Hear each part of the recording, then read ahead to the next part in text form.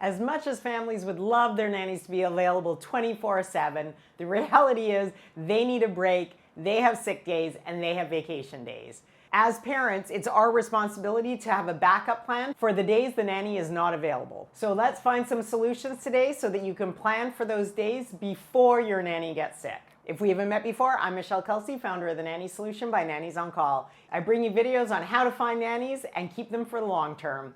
Let's dive right into this hot topic today. First and foremost, having backup care is a sign of respect and consideration for your nanny.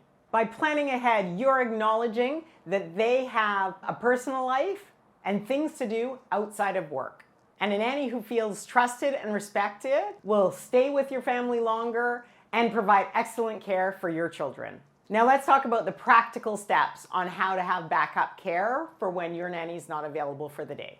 Number one, build a network of other parents. Having connections with other families in your community is a huge benefit.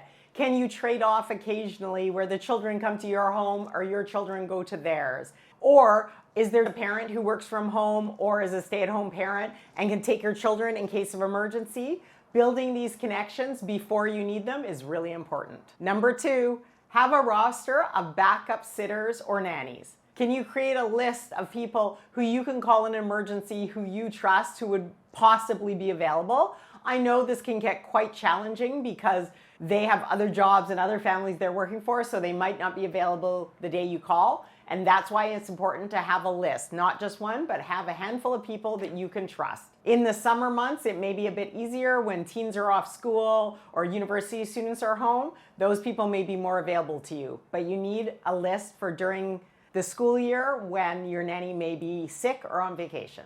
Number three, consider drop-in daycares. At least where I live, there's a handful of drop-in daycares. Of course, you need to view the daycare, see what their protocols are, how it works, how much you have to pay, all of those things ahead of time.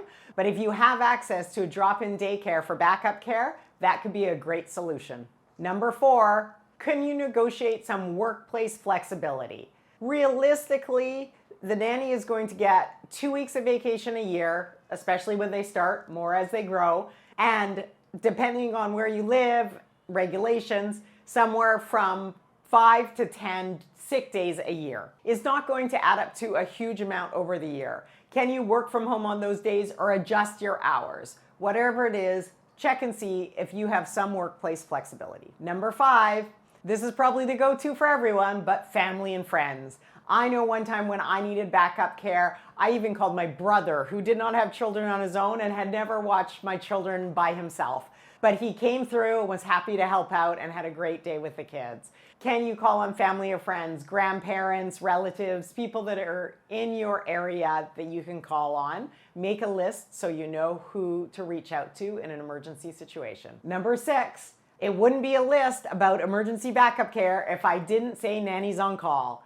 At Nannies on Call, we have a pool of pre-screened nannies that can help you find backup care. Whether you're using us for the first time or you're a repeat customer, you can look at the nannies, their profiles, and who fits best with your family. If we don't service one of the cities you live in, check and see if there's another business like ours. Remember, in a corporate office, there's often other employees or people who can step in when someone's sick or on vacation. It's not up to the employee to deal with that. Many nannies get guilted into coming to work when they're sick because the family says it's not a good time for them and they don't have any alternatives. As a parent, it is your responsibility to be prepared when your employee is sick or on vacation or can't come into work due to other emergencies. You need to have a backup plan. Pick several of the things I just listed off and create a backup list of who you can call when your nanny can't come in.